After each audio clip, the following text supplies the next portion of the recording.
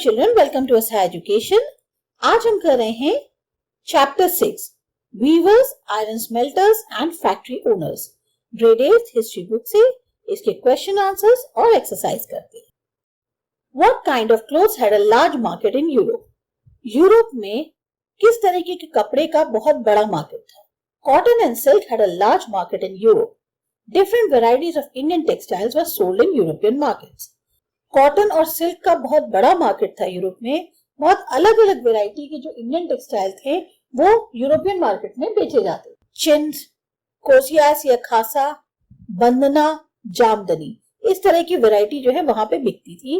Indian printed cotton textiles were also famous in England for their exclusive floral designs, fine touches and inexpensiveness. जो Indian printed cotton textiles थे वो बहुत famous थे England में, क्योंकि उनकी जो फ्लोरल डिजाइन्स होती थी, फाइन टेक्सचर्स होते थे और बहुत महंगी नहीं होती थी, इसकी वजह से उनको ज्यादा वहां पर वैल्यू दी जाती थी। What is Jamdani? जामदनी क्या है?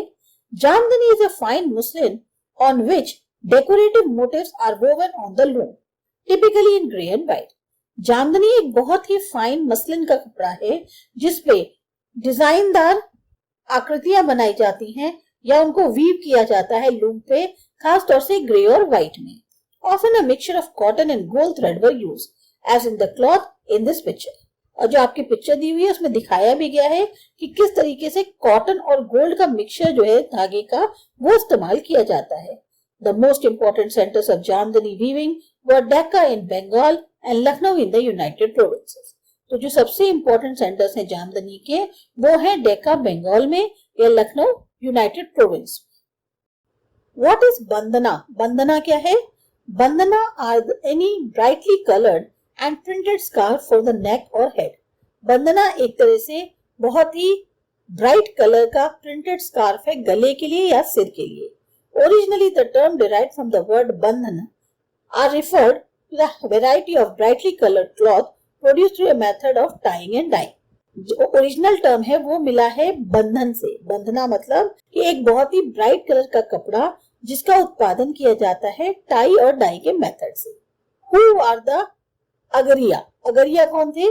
A group of men and women forming a community of iron smelters. Iron smelters जो होते हैं उनकी कम्युनिटी यानी कि उनका जो समुदाय था उसके जो मेन या वुमेन के ग्रुप को अगरिया कहते थे। अब fill in the blanks. The word Chintz comes from the word chin. Tipu's sword was made of wood steel. India's textile exports declined in the 19th century. How do the names of different textiles tell about their histories? अब ये जो अलग अलग कपड़ों की variety है इससे हमें हिस्ट्री के बारे में कैसे पता चलता है इनकी? The different textiles like Muslin, Chintz, Calico and Bandhna have their history to their names. अब इनके बारे में बताते हैं। Muslin क्या है? The cloth was named after the European traders who saw 5 types of cotton textiles carried by the Arabtraders in Mosul. ये जो क्लॉथ है इसका जो नाम दिया गया था ये यूरोपियन ट्रेडर्स के द्वारा दिया गया था। इन्होंने 5 अलग अलग तरीके के कॉटन टेक्सटाइल्स देखे जो कि एक अरब ट्रेडर्स लेके जा रहे थे मोसुल में। They named all woven textiles as Muslin after that. उन्होंने उसके बाद जितने भी वीव किए हुए कपड़े थे उनको मुस्लिन नाम दिया। Chintz, this name is derived from the Hindi name called Chhin, which is a small piece of cloth with floral designs. अब ये जो नाम मिला है ये एक हिंदी नाम से मिला है चिन्ह, जिसका मतलब है एक छोटा टुकड़ा जिसपे फूल पत्ती वाले आकार बने। Calico, Portuguese came to Calicut first in search of spices. सबसे पहले पोर्तुगीज आए थे कैलिकट मसालों की तलाश में। However, the cotton textile they took back from Calicut to Spain was called Calico. और यहाँ से वो जो कॉटन टेक्सटाइल वापस ले गए कैलिकट स्पेन उसको उन्होंने नाम दिया calico. Bandanna, the term was derived from the Hindi word bandhna. It is a scarf with prints. It is made for head or neck. अब बंदना जो है ये एक तरह से डिराइव किया है हिंदी वर्ड बंधना से, मतलब ये एक तरह का स्कार्फ है जिसमें प्रिंट्स होते हैं। ये आइदर हेड के लिए हो सकता है या नेक के लिए। Why did the wool and the silk producers in England protest against the import of Indian textiles in the early 18th century? जो वूल और सिल्क प्रोड्यूसर्स थे इंग्लैंड में उन्होंने क्यों बगावत करी, क्यों प्रोटेस्ट किया कि इंडियन टेक्सटाइल्स का जो है इंपोर्ट कम किया जाए शुरुआत में 18th सेंचुरी के?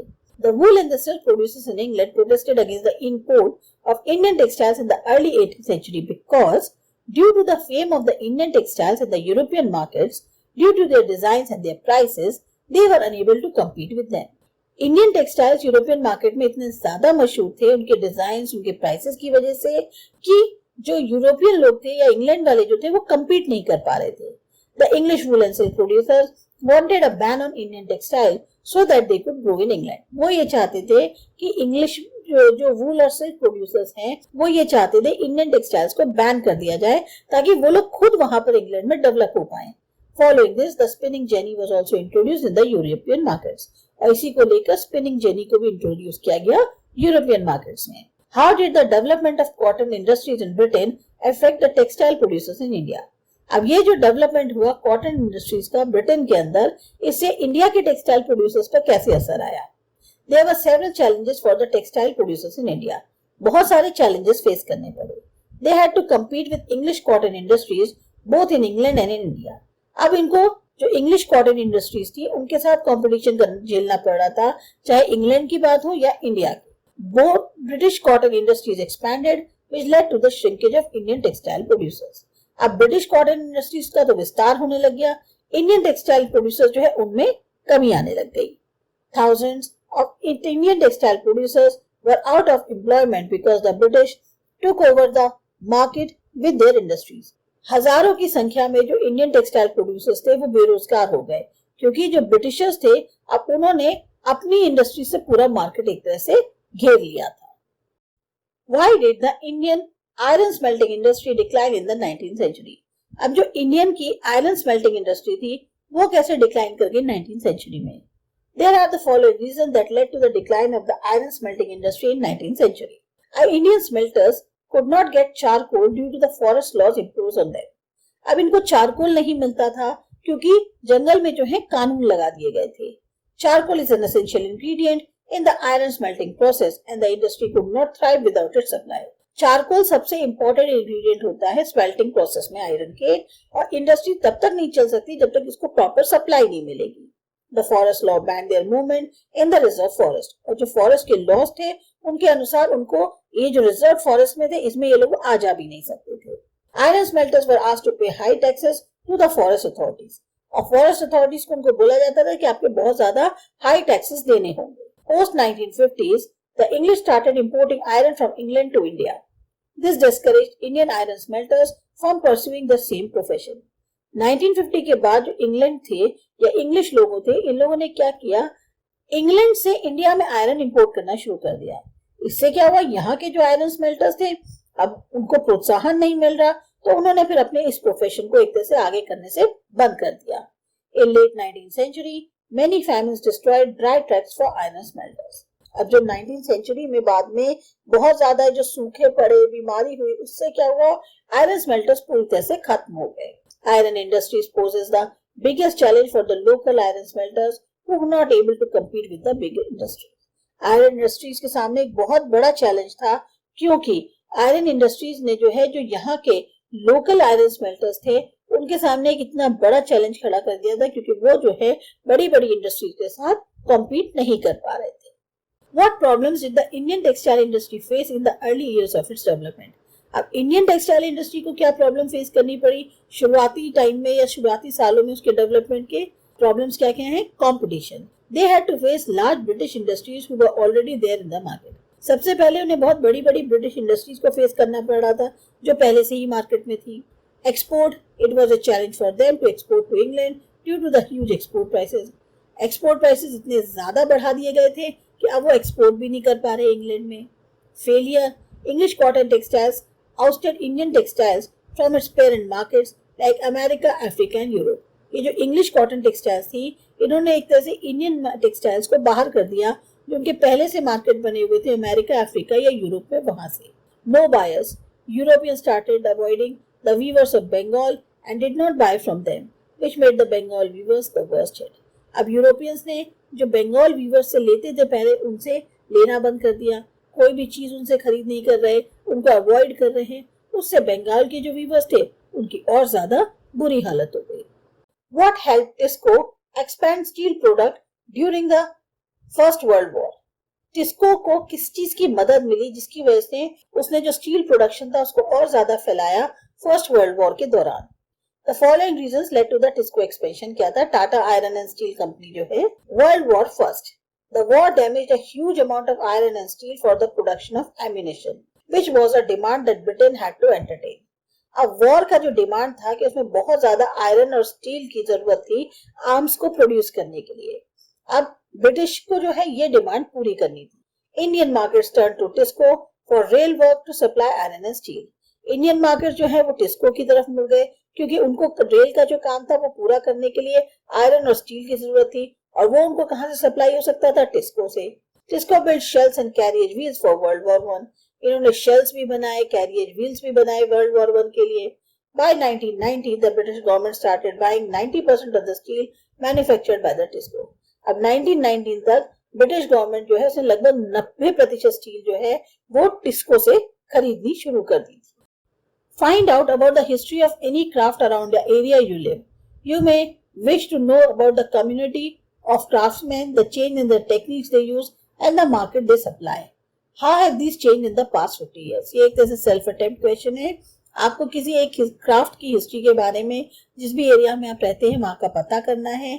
कम्युनिटी कैसी है उन क्राफ्ट्समैन की, क्या टेक्निक्स में बदलाव आए जिसमें वो इस्तेमाल करते हैं, मार्केट में क्या चेंज आया जिसमें वो सप्लाई करते हैं और उनमें क्या बदलाव आया पिछले 50 सालों में। I found about the history of carpets around my area। जो कारपेट कालीन होते हैं उनके बारे में बताते हैं। The origin of carpet weaving in our area is very ancient। बहुत पहले समय से कारपेट की बुनाई होती आ रही है। This can be traced back to the Buddhist and the Mauryan times। मतलब बुद्धिस्ट या मौर्यन के जमाने से ये काम हो रहा है। The carpet weaving craft is practiced by mushar and shepherds which are semi-nomadic। जो कालीन बुनने का काम होता है ये ज्यादातर मुशर या शेपर्ड्स करते हैं जो ज्यादातर नोमैडिक होते हैं, सेमी नोमैडिक, पहले घूमते घामते आप सेटल होने लग गए हैं। Generally traditional and strong influence of the Tibetan and Persian art is seen in this designs. इसमें आपको तिब्बतियन और पर्शियन आर्ट का काफी प्रभाव देखने को मिलेगा इन डिजाइंस में। The image of Hindu gods and deities, natural sceneries of the hills and geometrical motifs are included. भगवान जो होते हैं, देवी देवताएं, हिंदू गॉड्स की उनकी इमेजेस मिलेंगी, नेचुरल सीनरी मिलेगी, पहाड़ वगैरह जो है वो मिलेंगे, ज्योमेट्रिकल फिगर्स मिलेंगी। The technique of weaving has been changed to a great extent. बुनाई का जो तरीका है उसमें काफी बदलाव आया है। Now electrical appliances are also used in this process. अब इलेक्ट्रिकल अप्लायंसेस का इस्तेमाल होता है इस प्रक्रिया के लिए। Its market has also expanded over time. Market भी इसका बहुत बढ़ गया है। However due to the spread of education many people have shifted to other jobs. अब जैसे जैसे लोग पढ़ लिख जा रहे हैं बहुत से लोग अदर प्रोफेशंस को चूज कर रहे हैं। Currently many women from other communities have also taken to carpet weaving. बहुत सारे और समुदाय की भी लेडीज जो है इस कारपेट वीविंग के प्रोसेस में आ गई हैं या जो प्रक्रिया है, मेथड है, इसको करने लग गई हैं। This is expanding in our area. इसकी वजह से हमारे इलाके में इसका विस्तार हो रहा है। On the map of India locate the centres of different craft today. Find out When these centers came up। आपको जो इंडियन मैप है उसमें अलग अलग सेंटर्स बताने हैं क्राफ्ट्स के कौन कौन से हैं और कब ये सेंटर्स जो हैं इनकी शुरुआत हुई। Andhra Pradesh is known for its production like silk saris, pearl jewellery and stone setting ornaments of exclusive designs. Andhra Pradesh किसके लिए फेमस है? सिल्क की साड़ी के प्रोडक्शन के लिए, पर्ल ज्वेलरीज के लिए या स्टोन्स के लिए जो ऑर्नामेंट्स होते हैं खास तौर के अलग ही बिल्कुल एक्सक्लूसिव डिजाइंस बनती हैं। Kamrup in Assam is famous for different craft products made of brass and bell metal। Kamrup Assam में फेमस है ब्रास और बेल मेटल के प्रोडक्ट्स के लिए। while Muga silk is another speciality of Assam. Muga silk भी जो है खासियत है आसाम की। Bidar in Karnataka is famous for manufacturing metal which was made of alloy of zinc and copper and which is termed as Bidri ware. Bidar Karnataka में फेमस है मेटल के मैन्युफैक्चर के लिए जो कि अलॉय का होता है जिंक और कॉपर का, और ये जो है बिदरी वेयर भी कहा जाता है। Phulkari is some special type of mirror embroidery that is practiced only in Punjab। Phulkari सिर्फ पंजाब में होती है। बंधनी is a tie and dye pattern done on the fabrics in rural Gujarat along with bangles made of ivory and colorful plastic। Bandhani tie and dye pattern है कपड़े को करने का, design बनाने का, और ये ज्यादातर फैब्रिक्स में होती है रूरल गुजरात के अंदर। साथ ही साथ बैंगल्स बनाई जाती है आइवरी की या कलरफुल प्लास्टिक की। तो ये था आपके चैप्टर, इसके क्वेश्चन आंसर्स। अच्छे लगे, समझ में आए, Subscribe करो my channel Assam Education.